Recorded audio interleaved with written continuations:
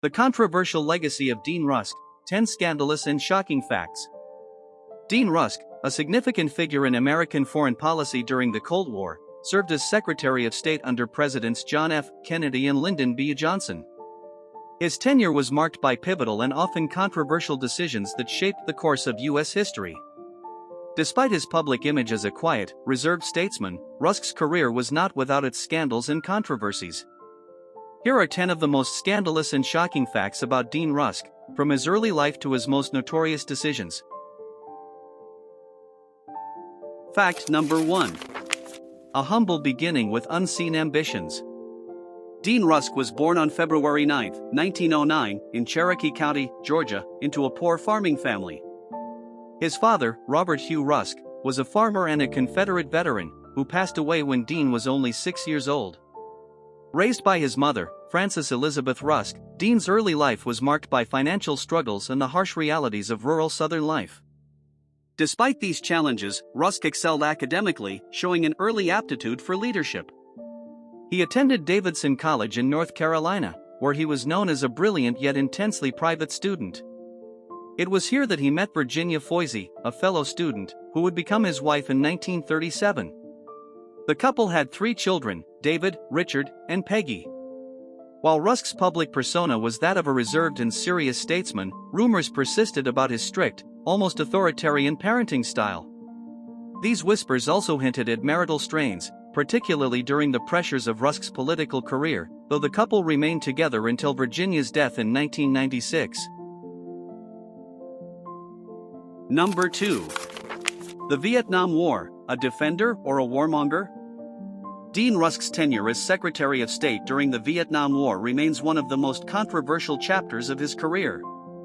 Appointed by President Kennedy in 1961, Rusk quickly became a staunch advocate for U.S. military involvement in Vietnam. He argued that a failure to stop the spread of communism in Southeast Asia would undermine American credibility worldwide. His unwavering support for the war led to frequent clashes with other high-ranking officials, including Secretary of Defense Robert McNamara, who later questioned the wisdom of the conflict. The media, particularly during the Johnson administration, vilified Rusk, labeling him a war criminal and accusing him of being indifferent to the mounting American and Vietnamese casualties. Anti-war protesters often targeted him personally, and his stance on Vietnam contributed to his declining popularity. Despite the widespread criticism, Rusk remained resolute, insisting that the U.S. had no choice but to maintain its commitment to South Vietnam, a position that has continued to divide historians. Number 3. The Cuban Missile Crisis, a hero or a villain? The Cuban Missile Crisis of October 1962 was a defining moment in Dean Rusk's career. As Secretary of State, Rusk was deeply involved in the tense negotiations between the United States and the Soviet Union.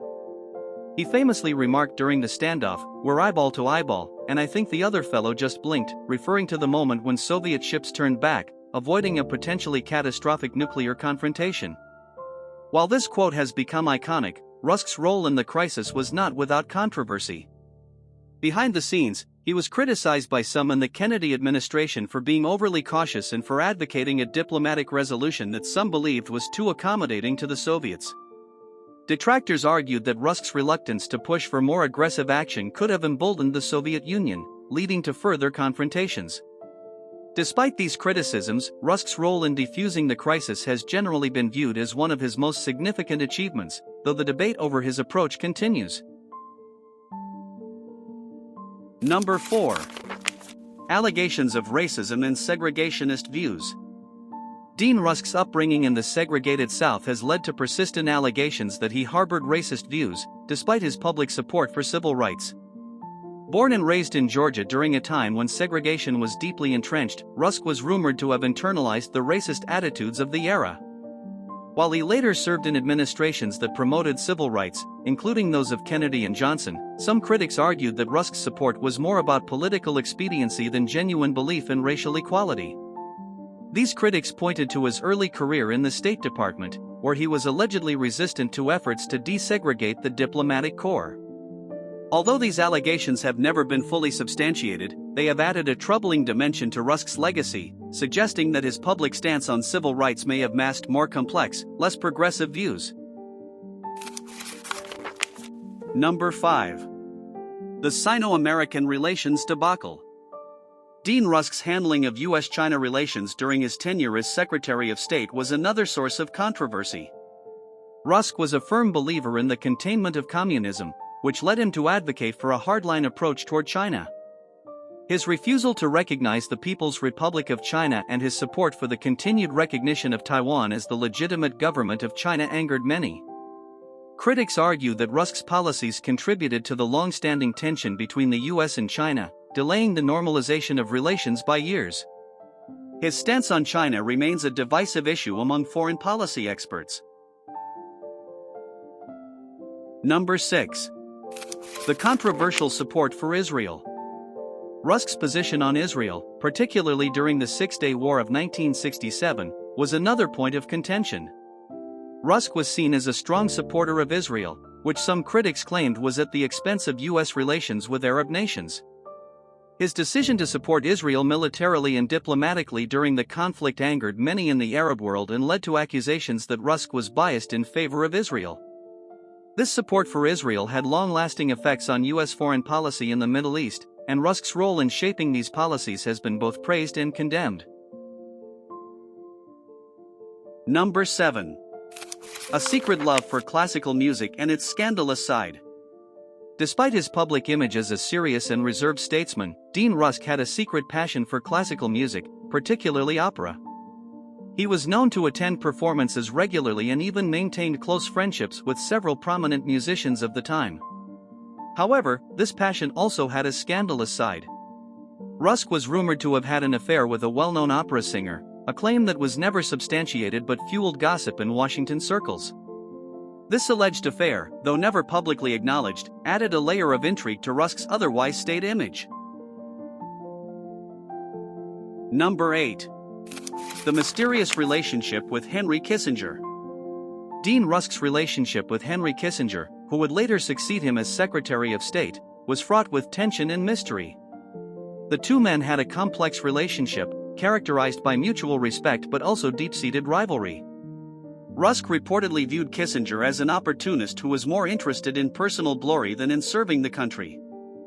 Their relationship became even more strained when Rusk discovered that Kissinger had been secretly negotiating with foreign leaders behind his back.